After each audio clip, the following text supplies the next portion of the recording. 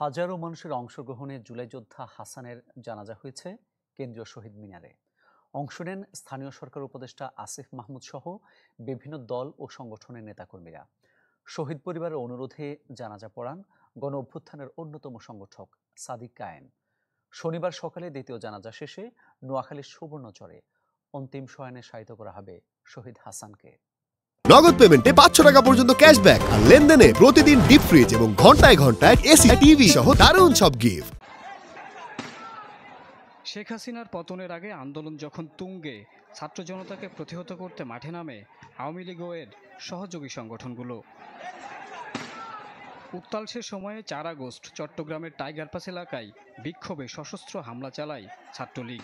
তাদের গুলি হকিস্টিকের আঘাতে মাথার হাড় ভেঙে যায় হাসানের। গুরুতর আহত এ জুলাই যোদ্ধাকে উন্নত চিকিৎসার জন্য নেওয়া হয়েছিল থাইল্যান্ডে, কিন্তু সুস্থ হয়ে আর দেশে ফেরা হলো না তার। শনিবার রাতে ঢাকায় আসে গণ অভ্যুত্থানের সবশেষ শহীদের মরদেহ। গোসল শেষে জানাজার জন্য নেওয়া হয় কেন্দ্রীয় শহীদ মিনারে।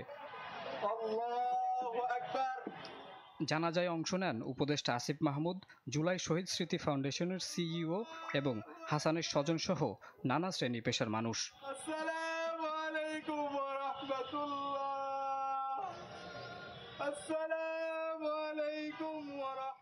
যাদের নির্মম নির্যাতনে হাসান সহ অগণিত প্রাণ ঝরেছে, তাদের বিচারে দীর্ঘসূত্রতার অভিযোগ তোলেন জুলাই আন্দোলনের অন্যতম সংগঠক সাদিক কায়েম।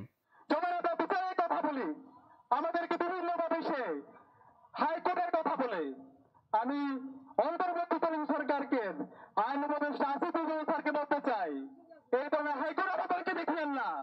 নয়টা যদি বিচার করতে না পারেন আপনি ভেবে যান।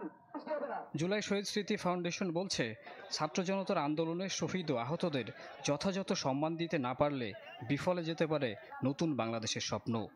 শহীদ পরিবার রয়েছেন, তাদের জন্য প্রাথমিকভাবে 5 লক্ষ টাকা আমরা দিয়েছি। তাদের সন্তানদের জন্য 10 লক্ষ টাকার সঞ্চয়পত্র রাখা হয়েছে।